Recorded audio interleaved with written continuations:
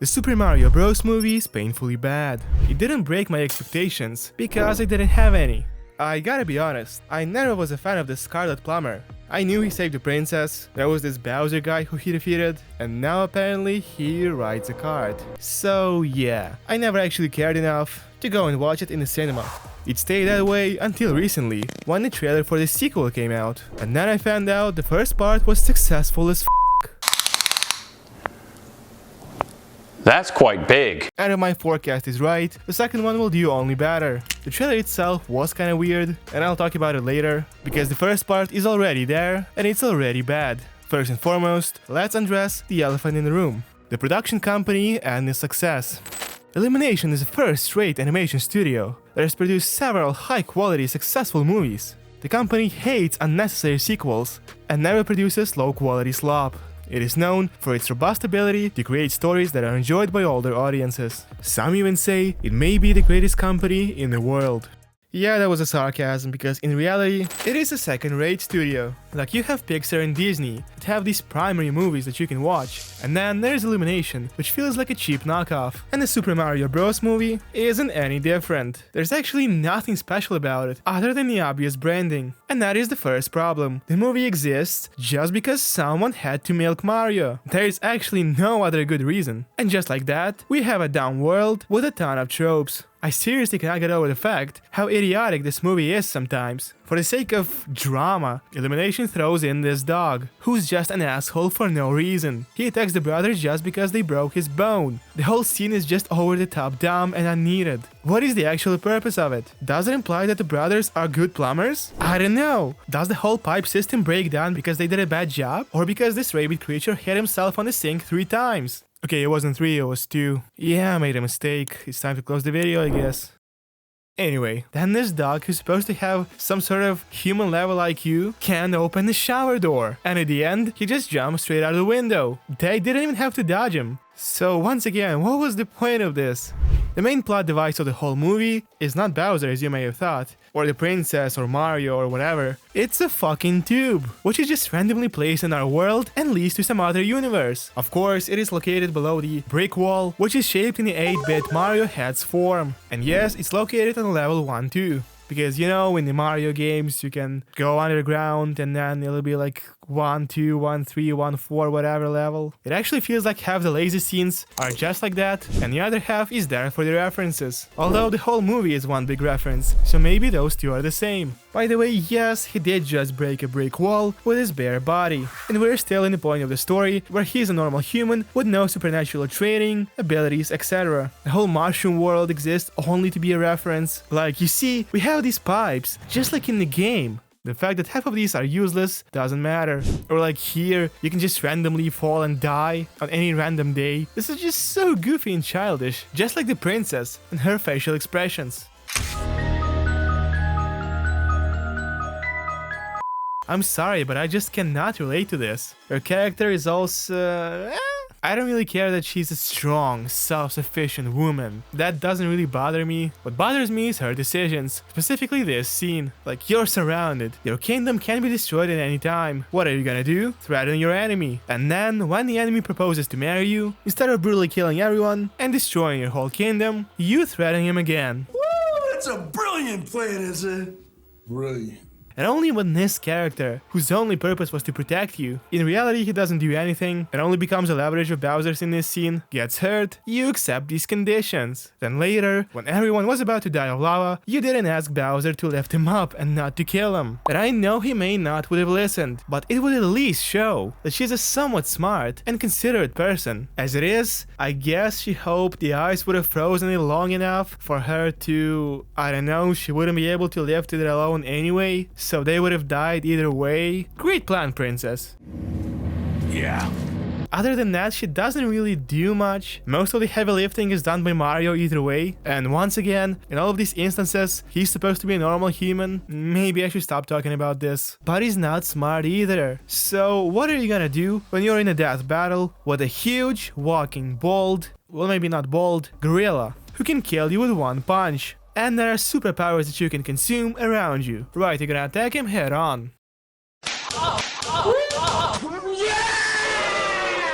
Then there is the Rainbow Road scene, which is a Mario Kart reference, and the whole point of this scene is to make a reference and split Mario, Princess, and the monkeys. So the reason the monkeys got captured was because the road got destroyed, and they couldn't go further. Why didn't Bowser, or whoever out of his f***ing army do this before? Oh right, the plot wouldn't have happened then. I guess Bowser is just that dumb. And actually yes, he is consistently just an idiot. Use your fire to kill Mario? Punch Mario away, and then use fire to kill him. Yeah. Kill Donkey Kong? Sure, why not? Kill Mario, who beat Donkey Kong, thus being a bigger threat, and who quote-unquote stole the princess from you? No. And then, I wanna marry the princess. As a sign of honor, I'll burn the brother of the man she likes.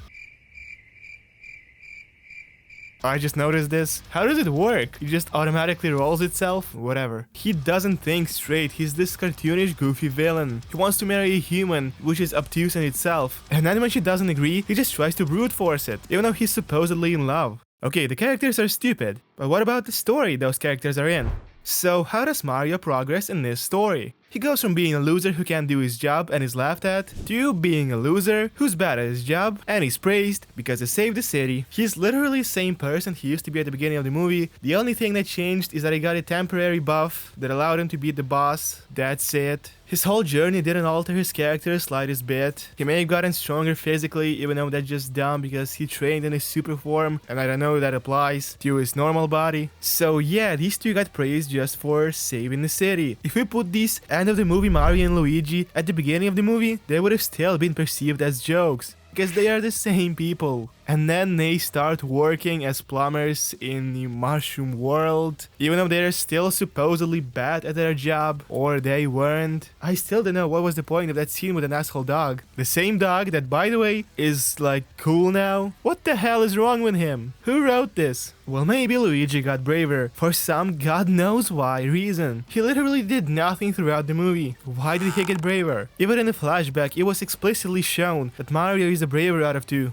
What was the point of showing his flashback, if it didn't matter apparently? Oh yeah, it was probably to show Mini Mario and Mini Luigi. Ha! Gay! By the way, yes, the movie is called the Super Mario Bros. Movie.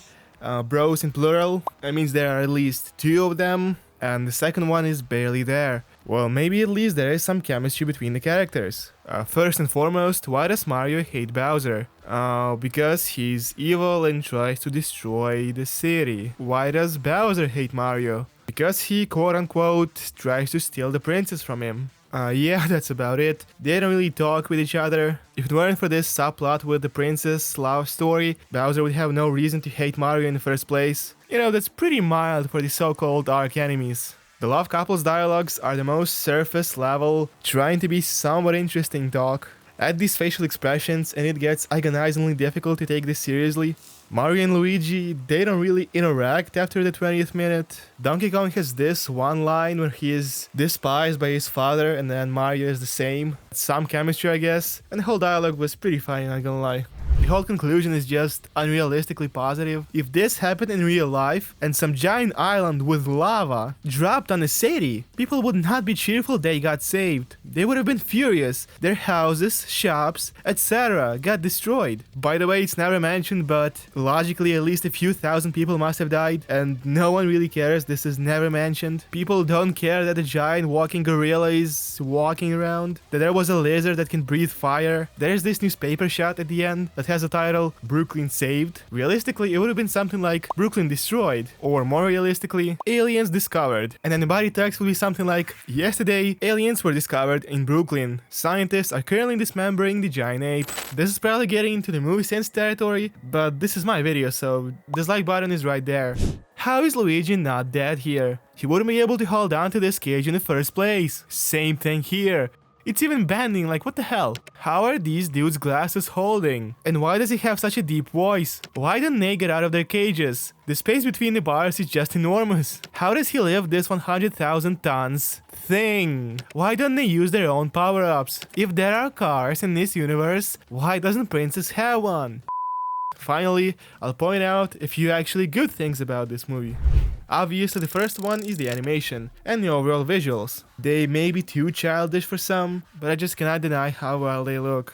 Secondly, some moments are actually pretty funny. That's most of the Bowser scenes, especially when he sings. especially the second time. Yeah, those are actually pretty good. The beginning is there as well. And overall, the first 15 minutes, before they go to the other world, are the best. Even considering there is that dog segment. And I guess the references are cool. Yes, the whole movie is infested with them. Don't get me wrong, the scenes that have the references aren't necessarily bad because of them. They are bad because the whole purpose of the scene is to contain a reference.